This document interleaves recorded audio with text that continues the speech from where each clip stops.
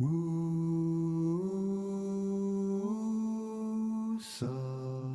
wake up South Africa.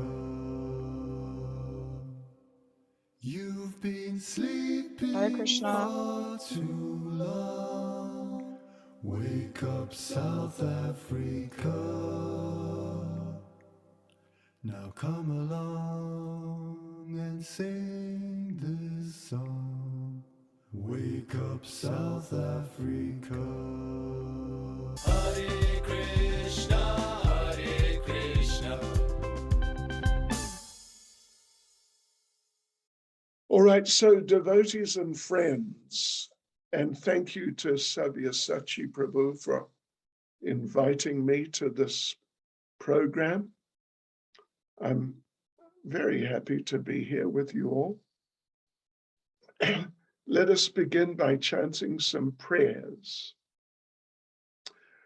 Nama Om Vishnupada Krishna Presta Bhutale Srimati Bhakti Vedanta Swaminiti Namane Namaste Saraswati Deve Gauravani Pracharne Nirvishesha Shunyavadi Pastyatyadesh Tarne Sri Krishna Chaitanya Prabhu Nityananda Shri Advaita Gadadhar Shivas Adi Gaura Bhakta Vrinda Hare Krishna, Krishna Krishna, Hare Hare, Hare Rama, Rama Rama, Hare Hare.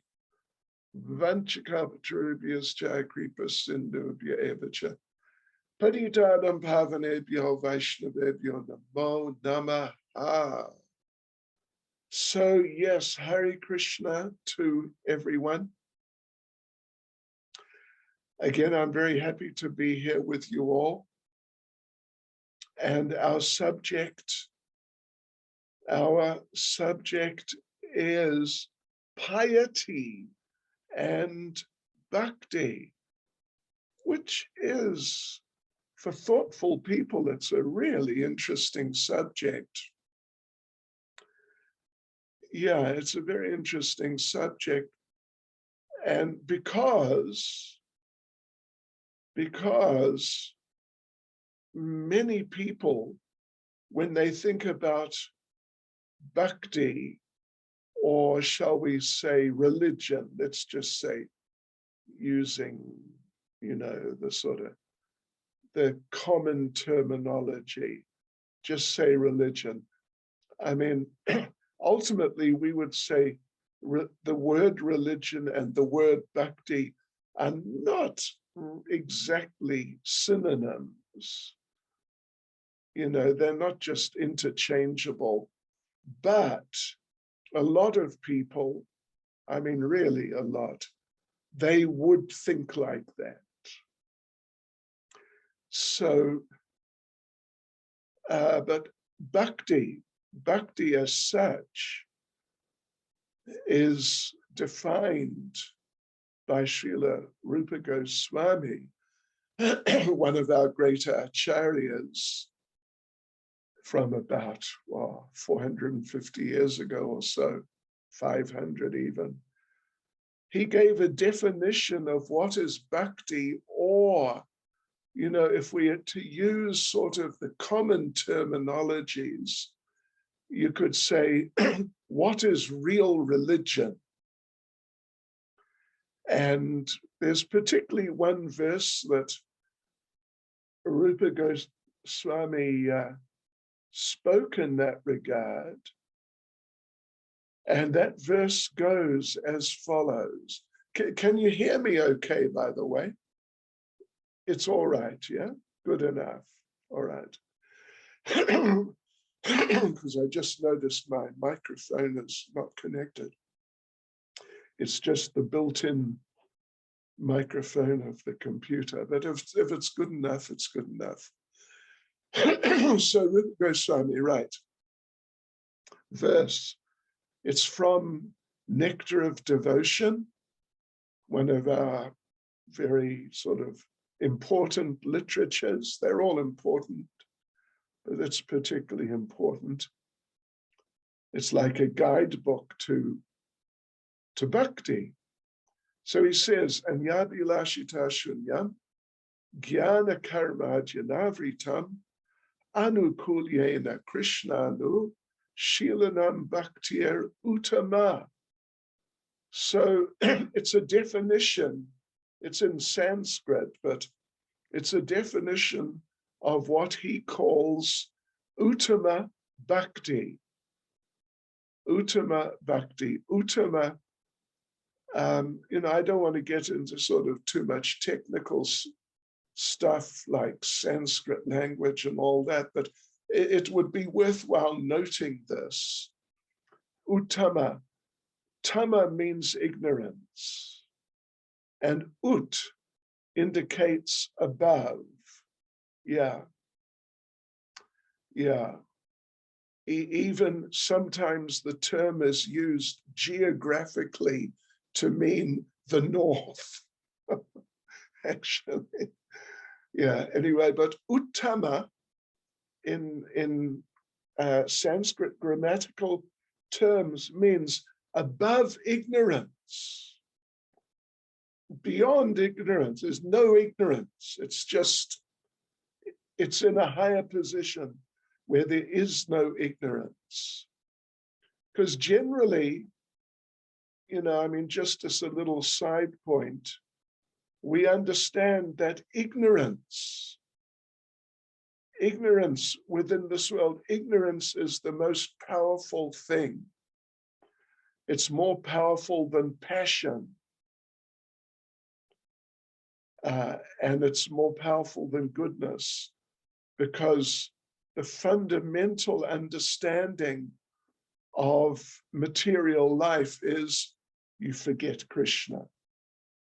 And you can forget him in this way or that way, in passionate ways, or very sort of pleasant ways, or very aggressive ways, or in all sorts of ways.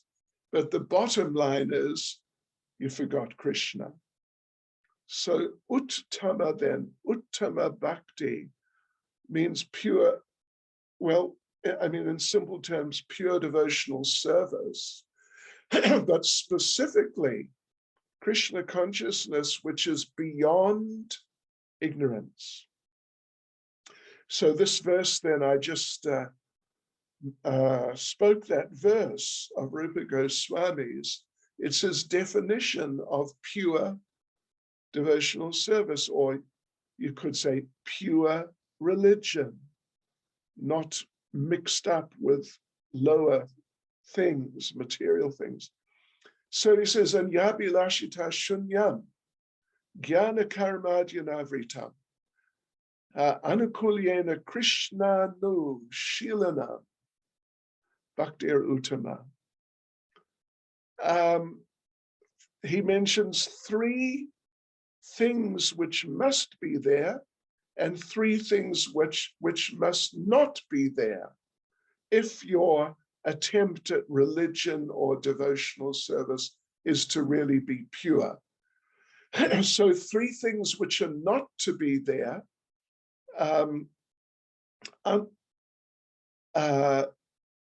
or first of all, three things which should be. Let's start positive. Let's get positive before we go into the negative. That anukulyena means your attitude must be positive. Yeah. And Krishna, what you do must be for Krishna in a positive way. And anushilanam means, basically means uninterrupted. If your efforts in religion, let's just use the common term of religion at this point, your efforts, if your efforts in religion are really to be pure religion and not some confused and mixed up religion, then what you're doing must be done for Krishna, and in a favorable mood. You actually want to please Krishna. In other words, you shouldn't be angry with Krishna. that's not favorable. So you must have a positive attitude. Yeah, I want to do this for Krishna, and not just on and off. That when our favorite show comes on TV or something like that, then we stop our religious activity. We watch, I'm sorry to say, well, I'm happy to say, I'm really not up with what's on television, but,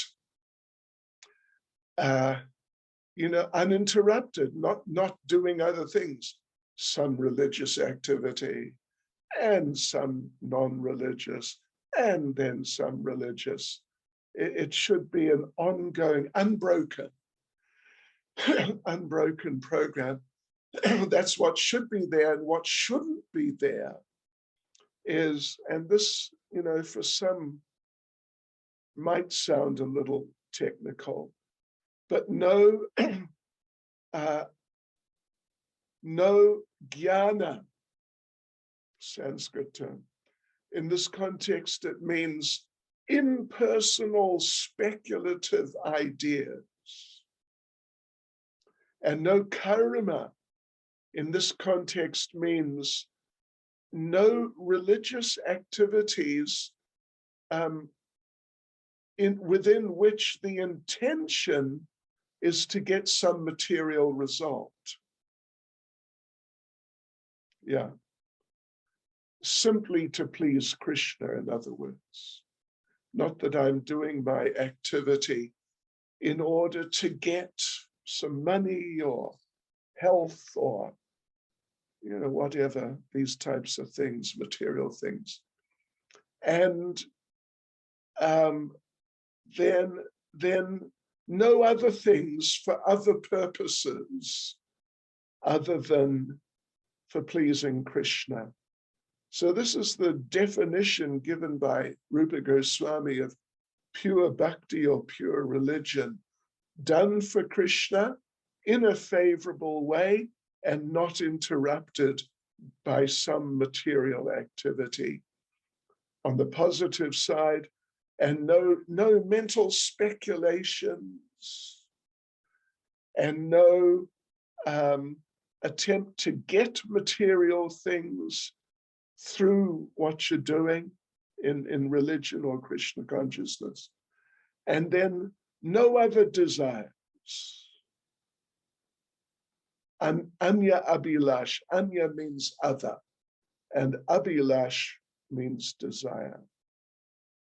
So we're talking today about piety and bhakti. A lot of people, and I really mean a lot of people, when they think of course, the majority don't know about bhakti as such, but when they think about religion, generally or often they think about just doing nice things, helping the helpless, feeding the hungry, educating the uneducated, protecting, the abused, and stuff like that. Curing the sick, these types of things. Many people think that this is religion, this is real religion, that's what it's about. You got to do things like that, and the more you do things like that, the more religious you are. But when we talk about bhakti as such, this, like we gave the definition of, first of all, it must be for Krishna, and then favorably done, we want to please him, and without interruption, and then without the other things. This is different from what a lot of people think religion is. There's a very interesting, let me just have a look at my notes here. Where have I got this from? This is from now, 7th, if anyone wants to make a note, 7th canto, Srimad Bhagavatam, chapter 15 and verses 12, 13, and 14. These are 3 verses in Srimad Bhagavatam which talk about the term which Prabhupada has used. Well, actually he calls them irreligion, really. And he uses the term in verse 14, pretentious. Pretentious. You know, pretentious really means, in this context, like pretending, kind of like pretending religion. It's not the real thing, but it's a show, it's a put on, like that. So there are 5 forms of irreligion or pretentious religion which are discussed in these 3 verses, 7th canto, chapter 15, verses 12, 13, and 14. But the one in particular, which is relevant in terms of our subject today, piety and bhakti, the one which is really relevant, it is upadharma. Upadharma. Yeah. Upadharma. Dharma basically it means religion. It can be taken like that at least. But upa, this word upa, it means close. It means close, like closely related. It's near. It's near. But when you're near something, you're not on it. You're just near it. And you're not it. You're just near it.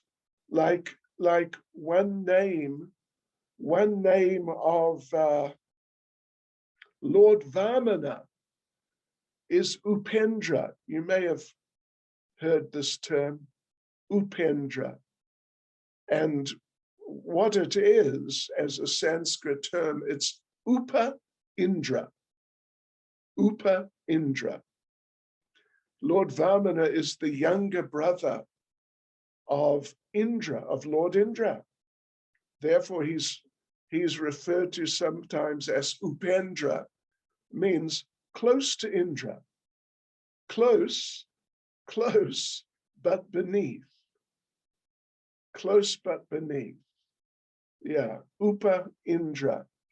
So this upadharma means religious activities or activities which people would consider to be religious, but actually they're not really that, but they're close to it. They're close to it. And these are activities like non-violence, ahimsa. When Lord Buddha came, then he preached ahimsa. In fact, there's a little sort of like a mantra, a sutra.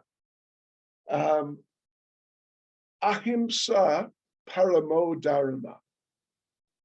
It's a Buddhist saying that ahimsa or non-violence is parama dharma, is the highest form of dharma.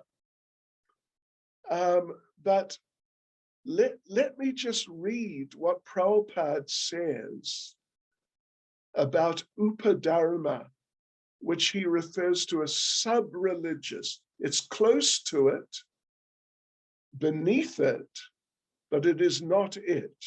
It is not real religion. And in our context, it's not real bhakti.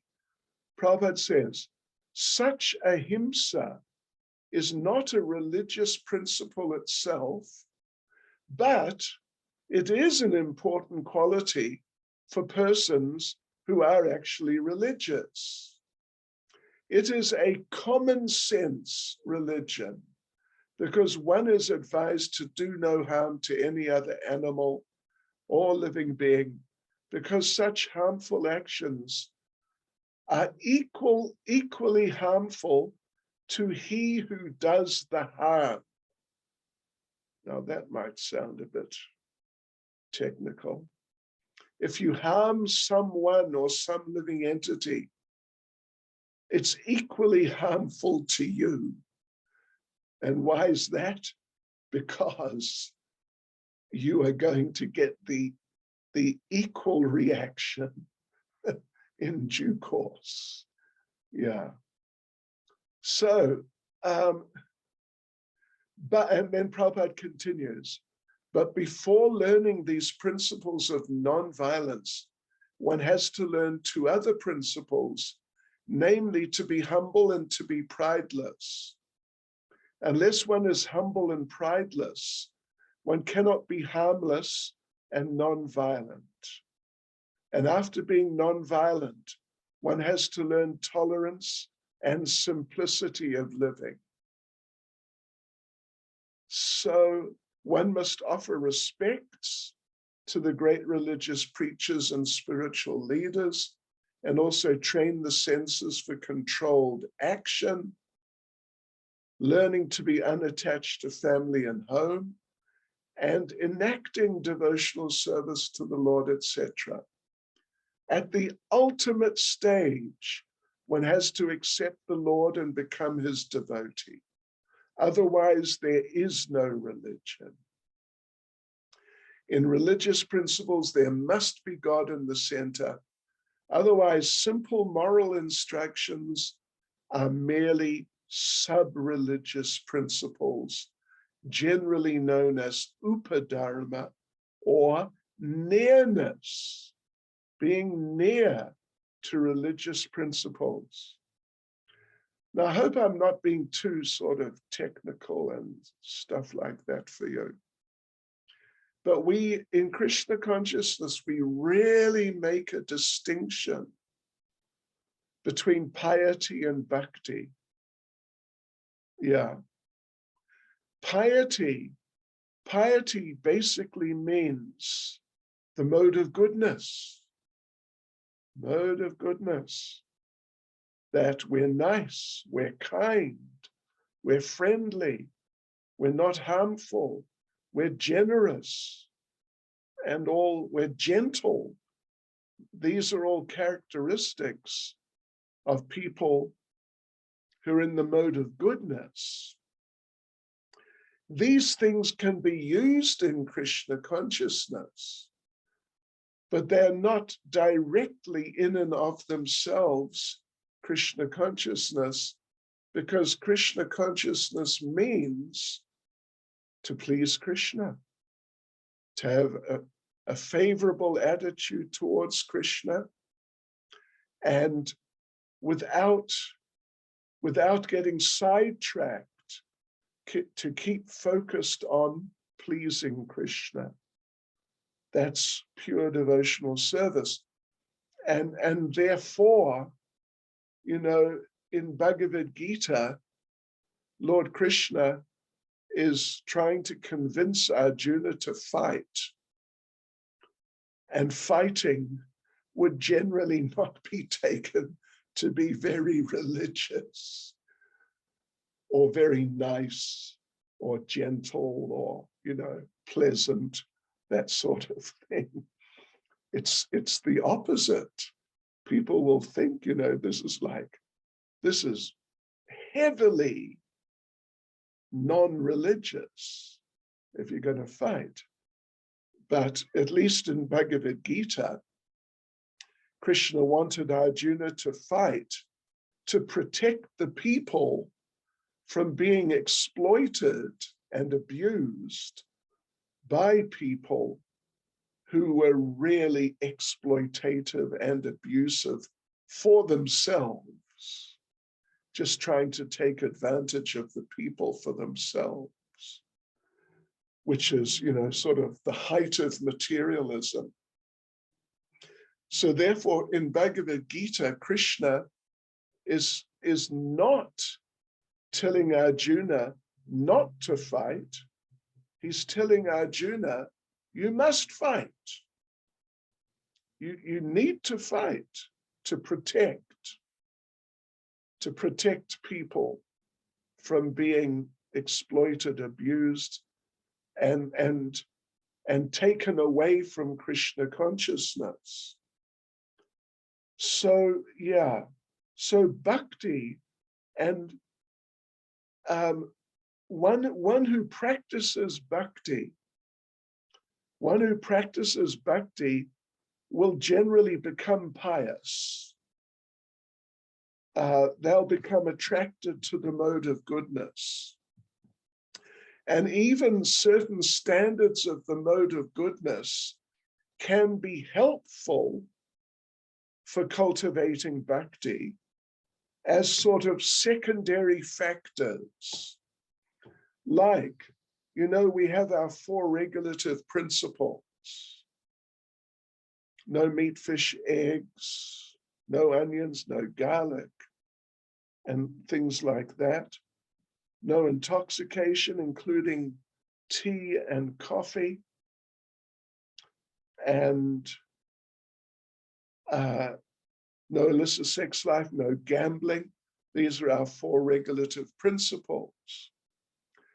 But in and of themselves, if, for example, you don't take intoxication, that will not exactly make you a devotee. If you take intoxication or do the other things, these impious activities, they will stop you being a devotee.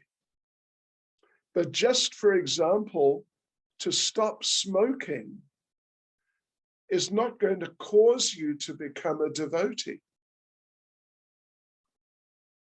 We follow these principles simply to avoid these things which will drag us down from bhakti.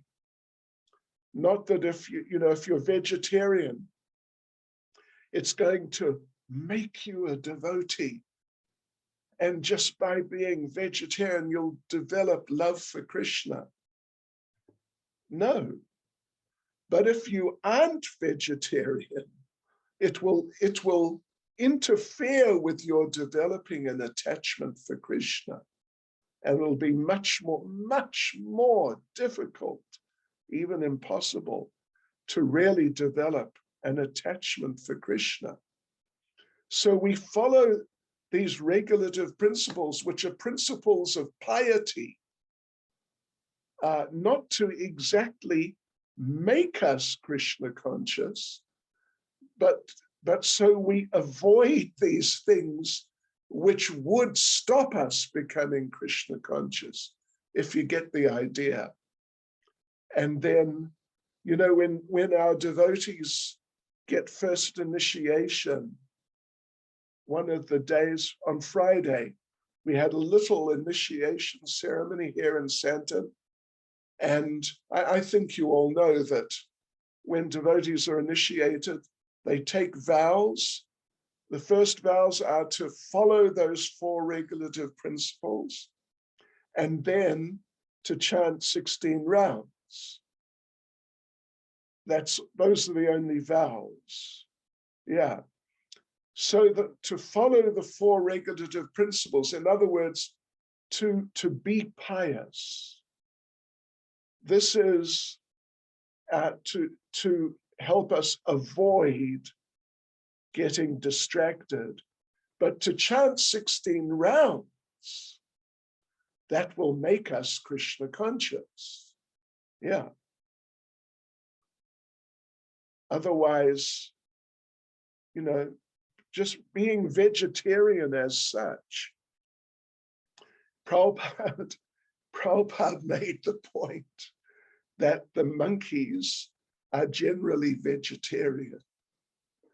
They like bananas. Anyway, they're vegetarian generally, but you don't get a lot of Krishna conscious monkeys. I mean, you get Hanuman, but that's something different, completely different. Yeah, he's just, anyway, that's totally different.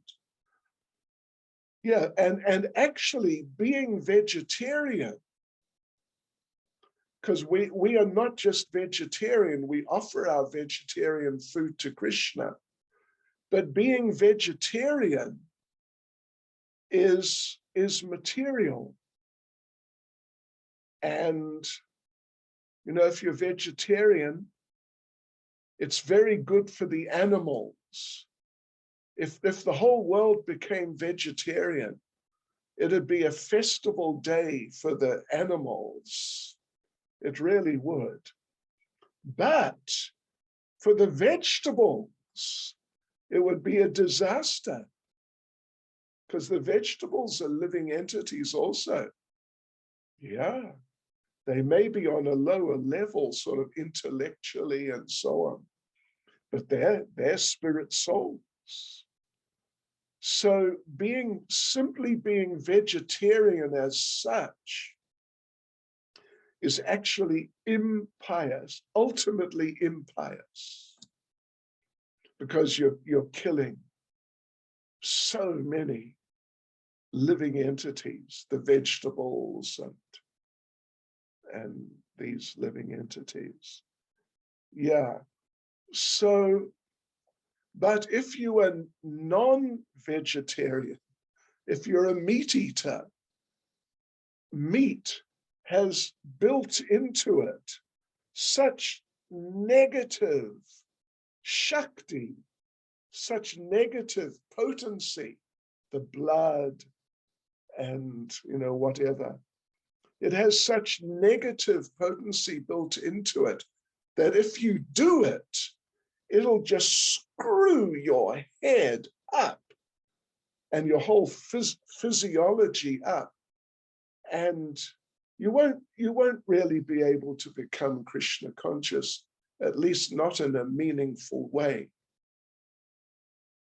So that's why we avoid those things. Not that avoiding smoking, that if you refuse a cigarette, no, I will not smoke, then your Krishna consciousness will rise. Not exactly. Yeah. But if you smoke, your Krishna consciousness will go down. So, therefore, in Krishna consciousness, we focus on Krishna consciousness, becoming conscious of Krishna, serving, trying to please Krishna, and things like this. I mean, not just things like this, but all different types of things which please Krishna. That's bhakti. And if we do it nicely, like if you chant nicely, then you'll find that a mood, step by step, a mood, an attitude, or an emotion, actually. I mean, it's particularly noticeable as an emotion of appreciation and affection for Krishna will gradually rise. That's the effect of the chanting or the different devotional activities that we do, all focused on Krishna, and they soften the heart. And as the heart becomes softer, then the softer emotions come out of emotions related to love, different aspects of love, they come out. That's bhakti. That's bhakti. The arisal of affection for Krishna expressed through service in different ways. But piety in and of itself, piety, like I said, being vegetarian is more pious than being a meat eater. Here's a good one. Being a meat eater is more pious than being a cannibal. Hare Bol. It's true. It's true. It's more pious. And being a vegetarian is more pious than being a meat eater. But being vegetarian, it's just a question of degree. It's just a question of degree. And vegetarian is the best degree relative to the others, but it's not pure. It's still impure. Yeah. But in terms of vegetarianism and Krishna consciousness, what makes it pure is the offering to Krishna. And sometimes we jokingly say that, if you offer your food to Krishna today, for example, if you are going to cook your lunch for yourself, but you're a devotee, so you offer it to Krishna, and then you eat it. I assume some of you will actually do that today. So, okay, so maybe you make, some potatoes and cauliflower and rice or something along those lines, and you offer it to Krishna. Sometimes we jokingly say, but it's not just a joke, is that when you go back to Godhead, back to Goloka Vrindavan, Hare Krishna, we hope it will be sooner rather than later. And if you carry on, it will, hopefully at the end of this life. One thing Prabhupada said to Malati, Devi Dasi, senior lady, disciple, she said to Prabhupada, that Prabhupada, you say, if we just chant our rounds, follow the regulative principles and do service, we can go back to Godhead at the end of this life. She's speaking personally, face to face with Prabhupada. But she said, it seems too easy. How could it be so easy? And I was there one time when she actually told us this. And she said that then Prabhupada gave her a look for, a couple of seconds, not just, a response, but a look, and then a response. And Prabhupada said, do you think that I would cheat you? So it is possible even at the end of this life. So let's say you go back to Godhead, Haribol, we'll have an ISKCON, we'll have Wusa, ISKCON Wusa in Goloka Vrindavan, and ISKCON Santan, and etc.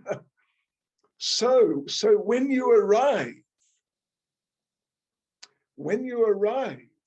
you may meet one devotee who welcomes you. Welcome to Goloka Vrindavan. And the devotee may ask you, do you remember me? And you say, well, not really. And the devotee may say, I was that potato you offered to Krishna on the 21st of November, 2021. Because Prabhupada made the point that when our vegetarian food is offered to Krishna, in many cases, the vegetables and so on will take human births, but in some cases, they'll go back to Goloka Vrindavan, really, through being offered nicely. It's possible.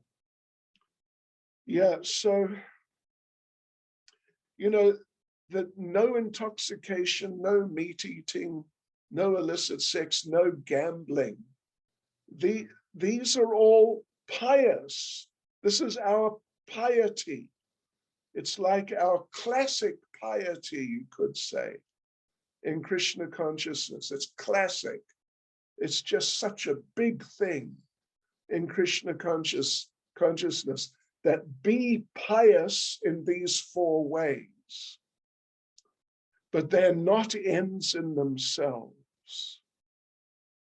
They're simply, by not doing those things, we avoid things which otherwise would just drag us down. But it's not just by, not smoking cigarettes that you become Krishna conscious. There's a lot of people, there are many people who try to stop smoking and fail, but there are some who try to stop smoking and they stop smoking. But through stopping smoking, they don't become Krishna conscious. It doesn't make them Krishna conscious. I hope you get that idea. It's really, really sort of foundational and extremely important. But what makes us actually Krishna conscious begins with chanting.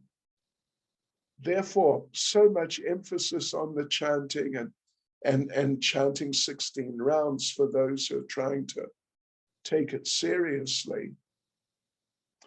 Because that, and then the other activities of devotional service, they make you Krishna conscious.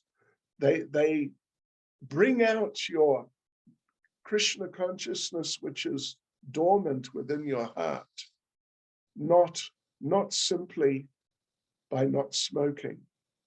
Yeah. So, and even, sometimes, it's not really common, and it's something we should be very careful about. But sometimes some devotees in the past have done things which would normally be considered impious, but they did them for Krishna, and through that they became advanced. Yeah. Now, it's something you have to be a bit careful about. I'll give you an example. I know we're meant to take questions. Just give me a couple of minutes.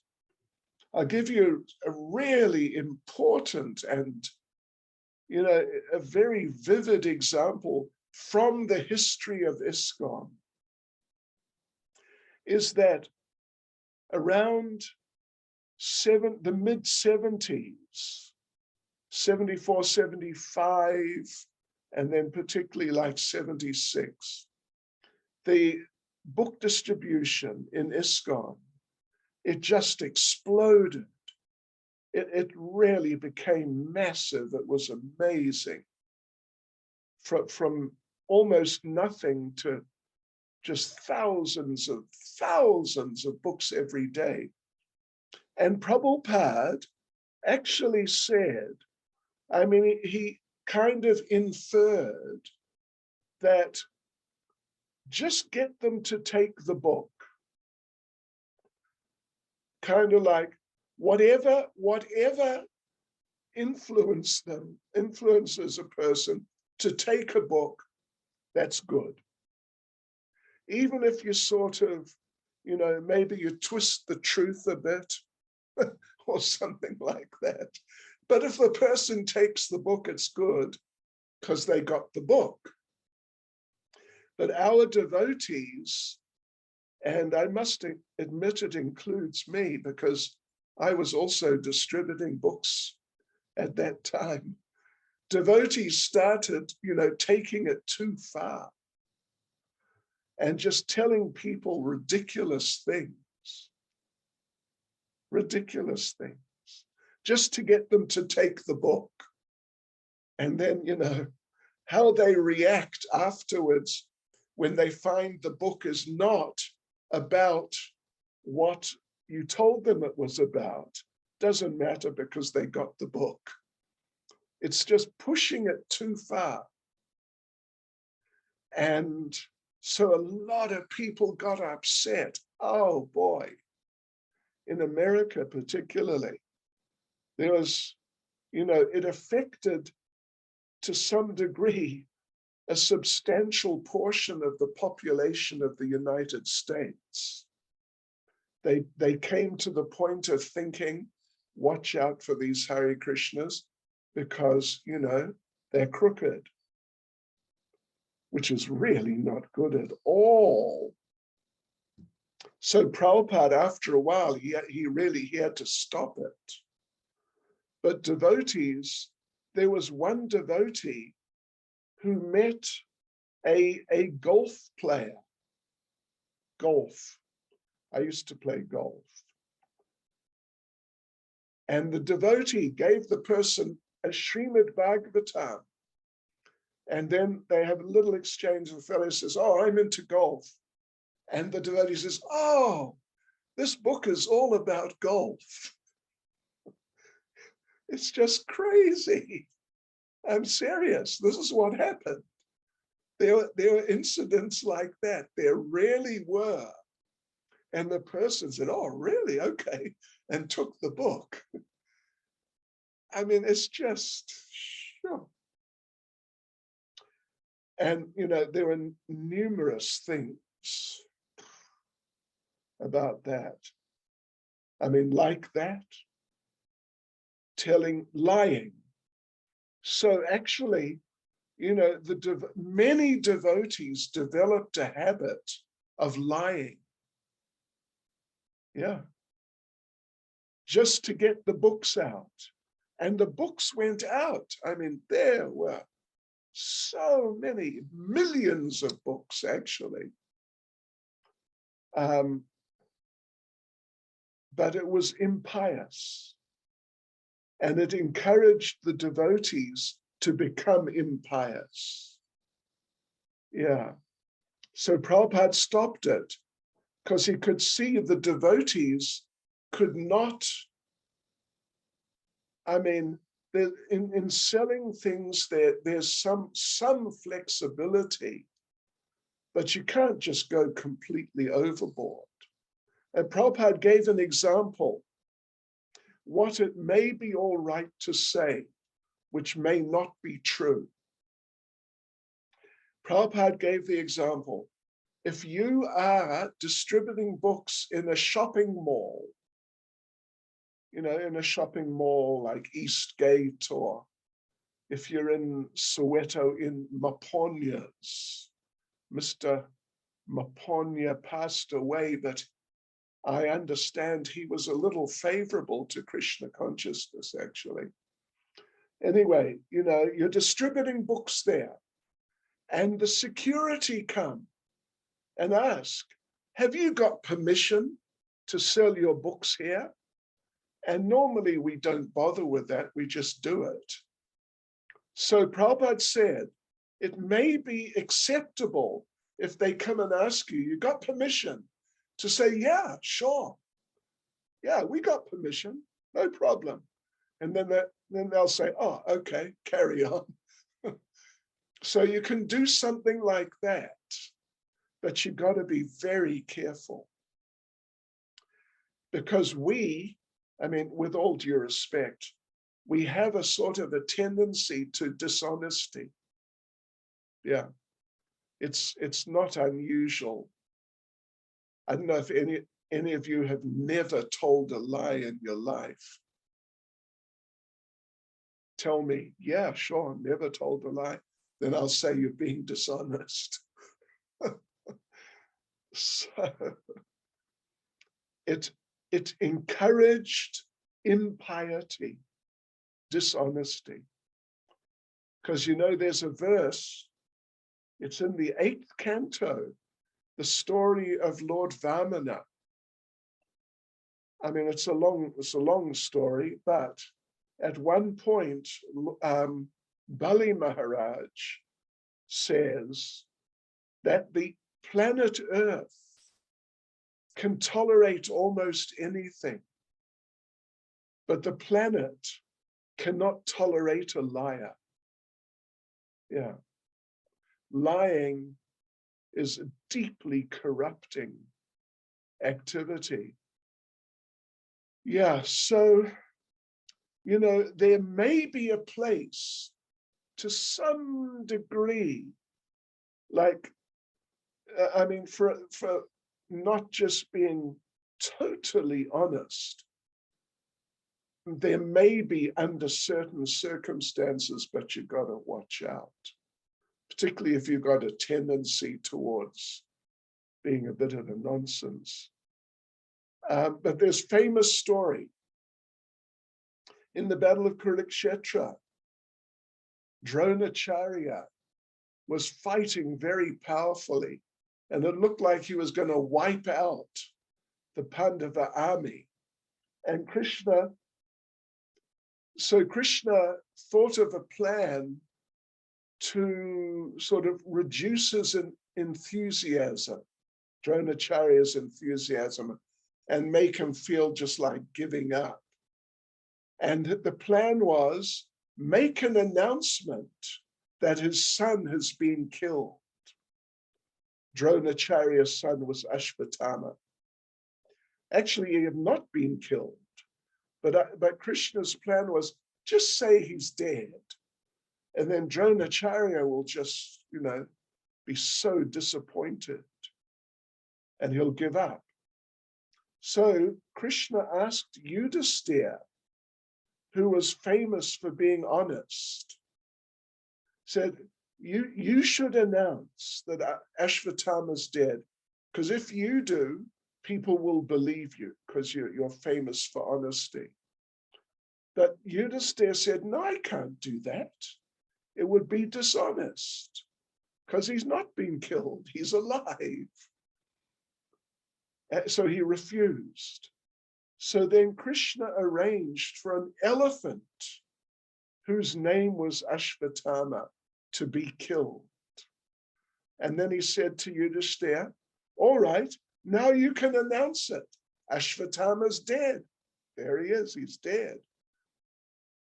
So, but Yudhisthira still, you know, he was hesitant. And Yudhisthira announced, Ashvatthama, the elephant, is dead.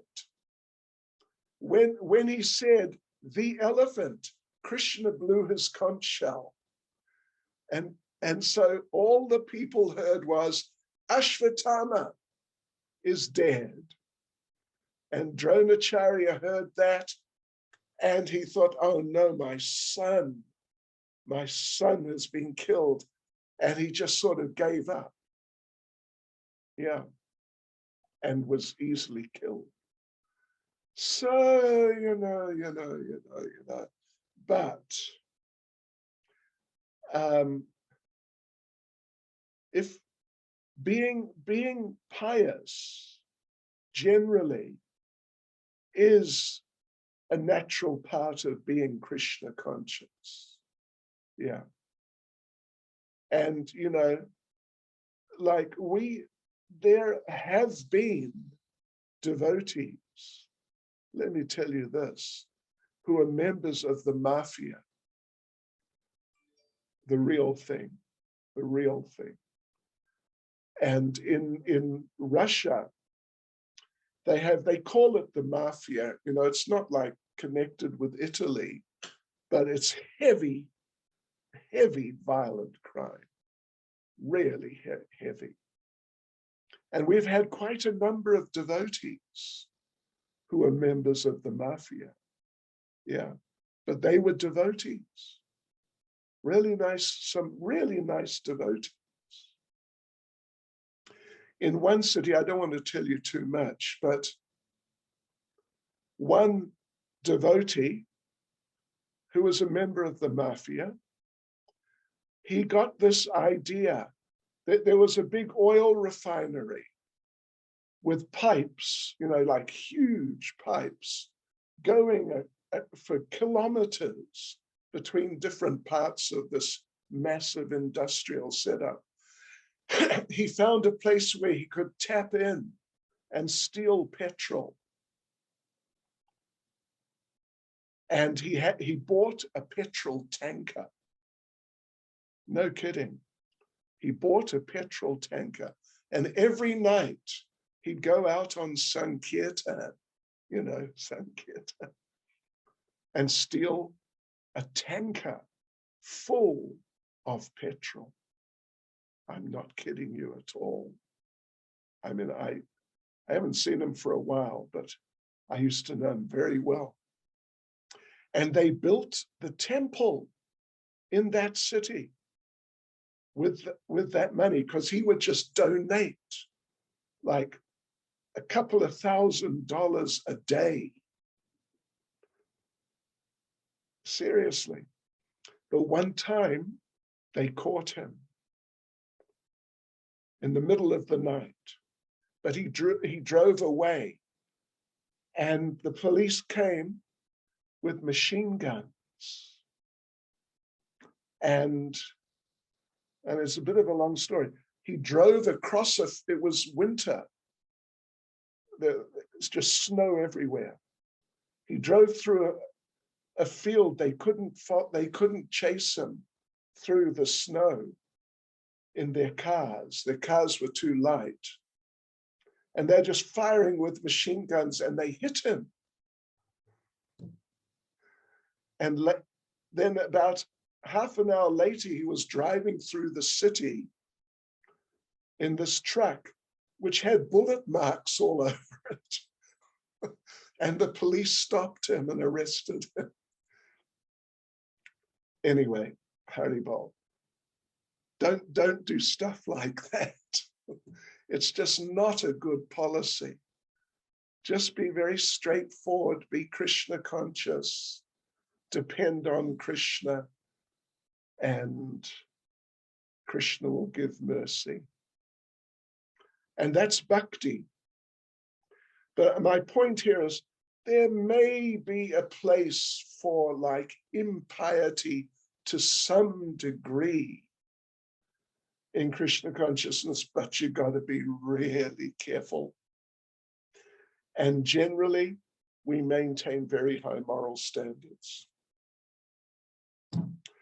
Haribol. So Nelly, any questions, comments?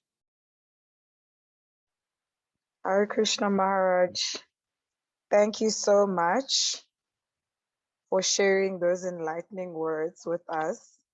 So I'm gonna allow for questions and comments. Afterwards, I'm gonna make a few announcements, and I'd just like to ask everyone to stick around after the announcements so that Maharaj can share his parting words with us. So I see we have a hand there. Hare Krishna. Maxine, yes. Hare Krishna. Unmute. You can't unmute? Oh, Okay. you're unmuted. Hare Krishna Maharaj, can you hear me? I can, yes. Hare Krishna Maharaj, please accept my humble obeisances. All glories to Srila Prabhupada. Thank you for the class today.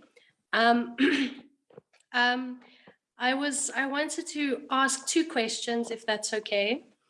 The first question, so Prabhupada even says that, how can we can't do good if we don't know what good really is.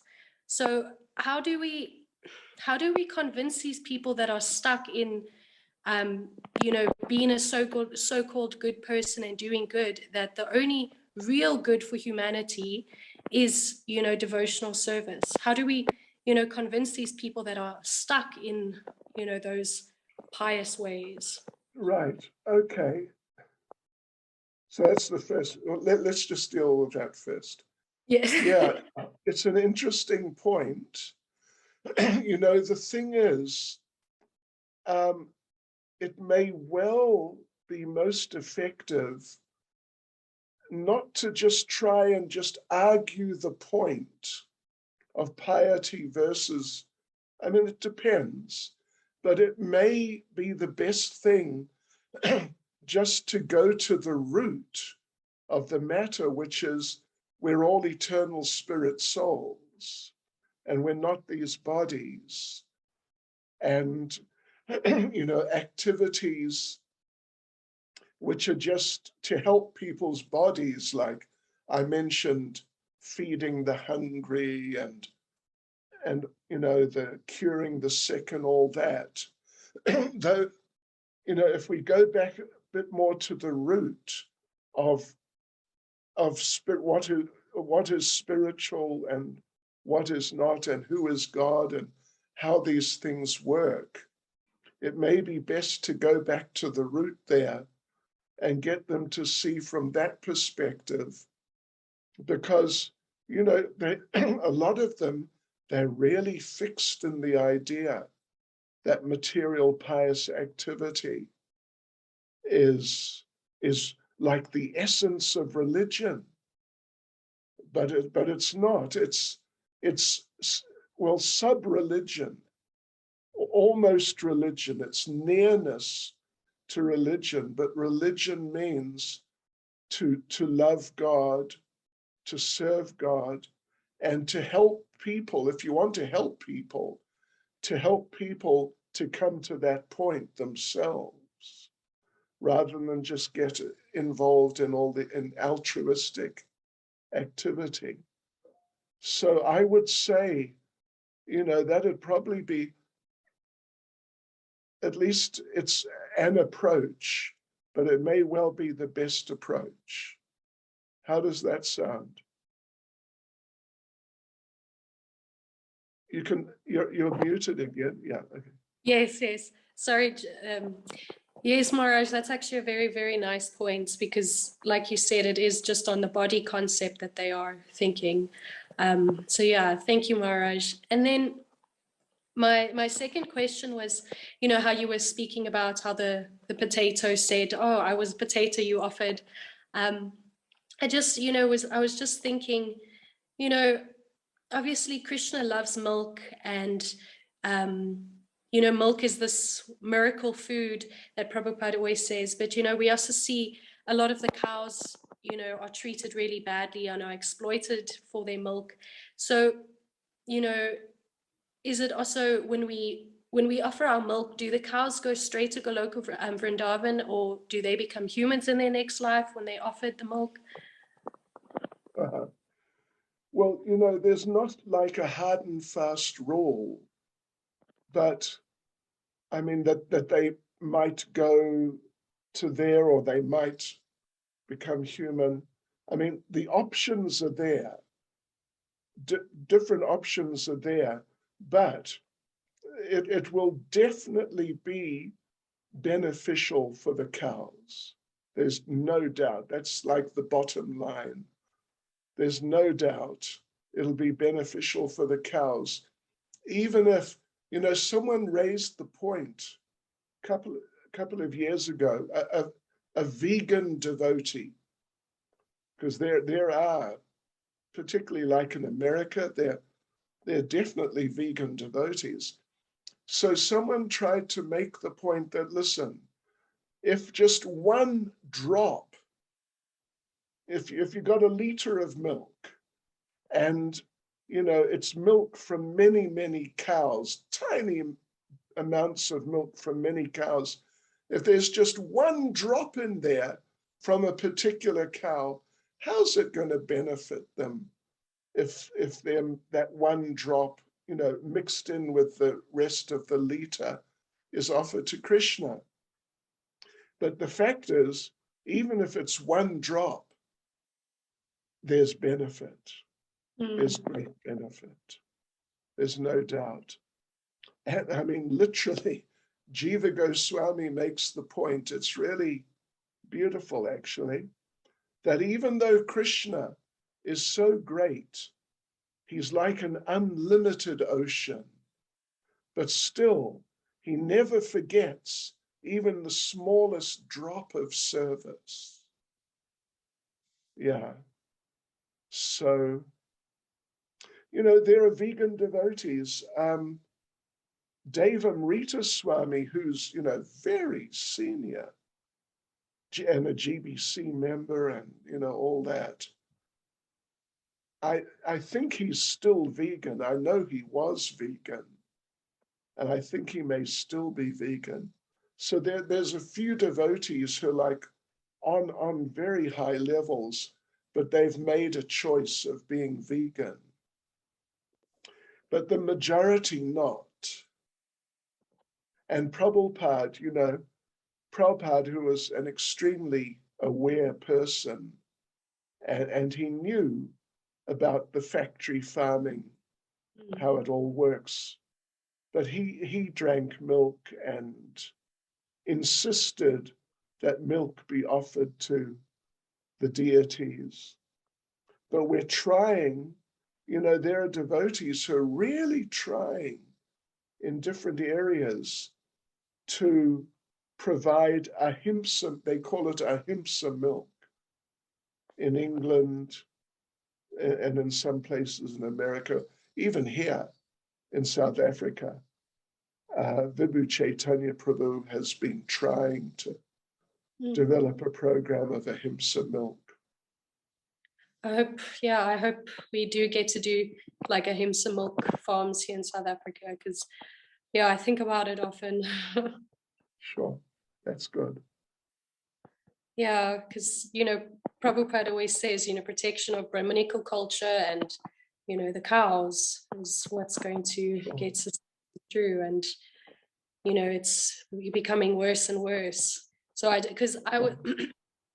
was also vegan before, and then I started taking milk products, the more and more I went to temple, because I thought of the spiritual benefits of the cows. So it's not always just hear of it again and again to know that, okay, this is the right choice. Yeah, I would say, my position is in principle the same as yours. And, I'm sure, I hope within your lifetime at least, I hope within my lifetime in South Africa, that we do actually develop like a real meaningful production of genuine ahimsa milk. It would just really be nice.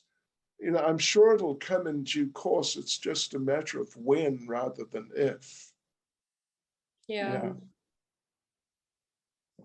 Thank you so much, Maharaj. Okay, anytime. Thank you.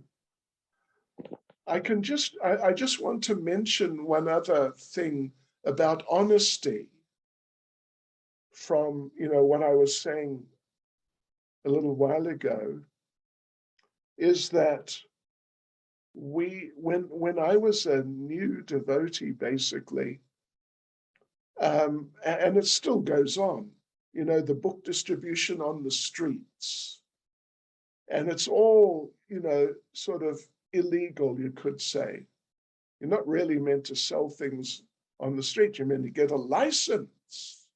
You're meant to get a license and pay a fee, and then you're meant to pay taxes. And so I remember when it was the 70s, when I was distributing books every day, at least 6 days, often 7 days a week, on the streets, all over England, Ireland, Scotland, and Wales.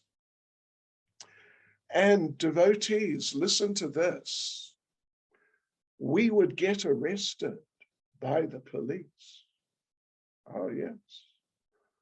And we would have to appear in court, and we would get fined. Not much, like £5 was, in London, £5 was the normal. But and it just happened that we were arrested. I was arrested generally once a week. I'm not kidding you at all. Once I spent 3 nights in jail.